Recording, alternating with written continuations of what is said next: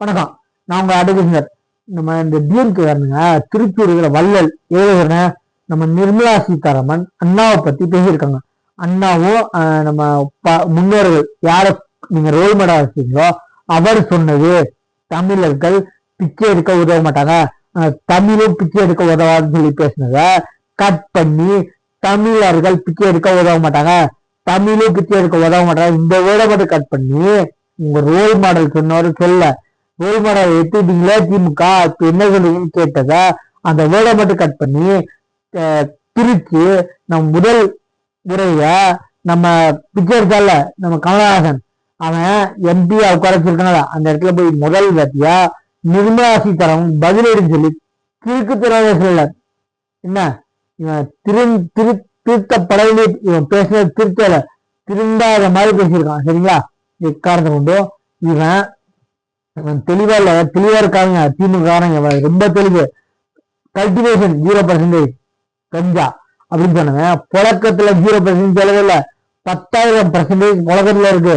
அது சொல்லவே மாட்டானுங்க. ஒருத்தர் நாட்டம் 0% கல்டிவேஷன் இல்ல, தெளிவா பேசுறானுங்க. என்ன நாங்க அப்ப அன்னைக்கு அப்படி சொல்லி எடுத்து பாருங்க சொல்லுவானுங்க.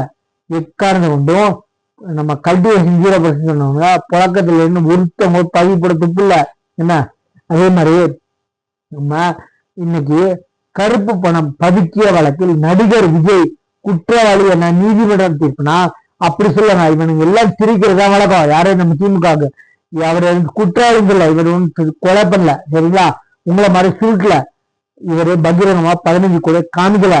ஆனா நான் தாய் பொண்ணு இப்ப அரசியல் வந்தேன்னு சொல்லி இப்ப தோண்டி தூக்கி எடுத்துக்கிறாங்க. 5 வருஷம் கழிச்சு எடுத்ததுனால இந்த காரணத்தை காட்டி தான் இவர் கோர்ட்டுக்கு போயிருக்காரு. கட்ட மாட்டேன்னு சொல்ல, இத காரணம் காட்டி என்னை காமிக்காதீங்க, நான் கட்டுற இத காரணம் காமிக்காதீங்க.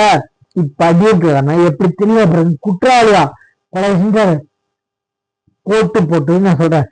ஊழலுக்கு எதிரான என்னது நம்ம அபராதம் செல்லும் தான் நீதிபதி கொடுத்திருக்காரு தீர்ப்பு. நீதிமன்றம் கொடுத்த தீர்ப்பு அபராதம் செல்லும். வரி ஏற்பு செய்வதாக விஜய்க்கு விதிக்கப்பட்ட 1.5 லட்சம் அபராதம் செல்லும் என்ன சென்னை உயர்நீதிமன்றம் தீர்ப்பு. விஜய் வழக்கை தொடர்ந்த வழக்கை தள்ளுபடி செய்த மெட்ராஸ் உயர்நீதிமன்றம் இப்படி சொன்ன தீர்ப்ப எப்படி திருச்சிருக்கிற பாருங்களேன். அரசியலுக்கு கருப்பு பணம் பதுக்கிய வழக்கில் நடிகர் விஜய் என குற்றவாளி என நீதிமன்றத்தில் இப்படி தீர்ப்பே கொடுக்கல. எப்படி எப்படி திரிக்கிறானு பாத்தீங்களா? இதான் திமுகவோட கை வந்த கலை. என்ன சேனலை சப்ஸ்கிரைப் பண்ணுவாங்க. தேங்க்யூ.